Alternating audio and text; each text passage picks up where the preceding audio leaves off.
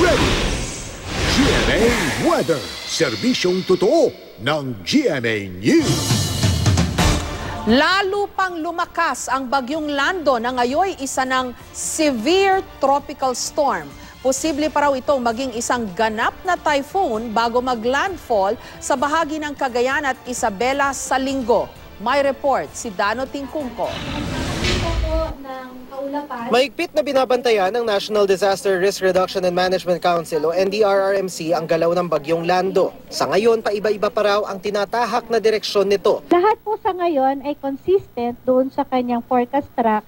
Pero bago po mag-landfall, eto na po, marami po pagkakaiba sa mga met centers natin. Which means now we have to make a very critical analysis para matyak natin yung landfall point at saka yung final track pag landfall niya. Kaya naman bili ng NDRRMC dapat maghanda ang lalawigan sa Hilagang Luzon sa posibleng pagtama o epekto ng bagyong Lando. Samantalang palapit siya, then we can start your modeling to help us out both on the storm surge, yung rainfall na volume, yun ang mga kailangan natin.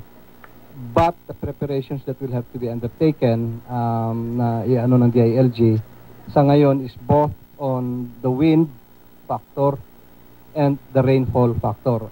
Inatasan na ng NDRRMC ang Philippine Coast Guard na tiyaking walang makakapaglayag ng mga bangka o barko kapag nagsuspende na ng biyahe. Nanawagan naman ng NDRRMC sa mga mangingisda na huwag munang pumalaot sa malalaking alon. Matatanda ang kamakailan lang mahigit 100 mangingisda sa Pangasinan ang nawala matapos abutan ng masungit na panahon sa dagat noong kasagsagan ng bagyong Kabayan. Naka-high alert naman ang Department of Social Welfare and Development o DSWD dahil sa inaasahang pagtama ng bagyong Lando sa bahagi ng Cagayan at Isabela. Aabot sa mahigit 10 milyong piso ang standby funds ng DSWD. Nakahanda na rin daw ang mahigit 120,000 family food packs. May nakaimbak na rin daw na mahigit 100 milyong pisong halaga ng food and non-food items sa mga field office ng DSWD sa Cordillera Administrative Region, Ilocos, Cagayan Valley at Central Luzon.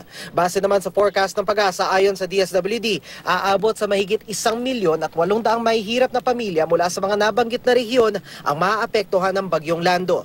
Lalo namang lumakas ang bagyong Lando na ngayon isa ng severe tropical storm. Huli itong namataan ng Pag-asa sa layong 885 kilometers sa silangan ng Baler, Aurora. May lakas ng hangin nitong nasa 95 kilometers per hour malapit sa gitna at bugsong aabot sa 120 kilometers per hour. Inaasahang kikilos ito pakanluran sa bilis na 17 kilometers per hour. Base sa forecast track ng Pag-asa, posible maging typhoon ng bagyo bago maglandfall sa Cagayan, Isabela area sa araw ng linggo. Pero maghapon bukas, magpapaulan na ito sa Bicol region.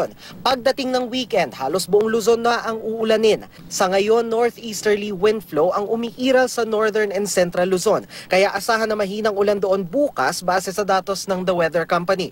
Posible rin ang ulan sa Mimaropa region mula umaga hanggang gabi. Sa Metro Manila, may tsansa ng ulan sa susunod na 3 araw pero sa weekend makararanas ng malakas na ulan dahil sa bagyo. Maghapon naman ang ulan sa buong Visayas habang sa Mindanao, posible ang katamtamang ulan sa ilang bahagi. Dano Tingkungko, GMA News.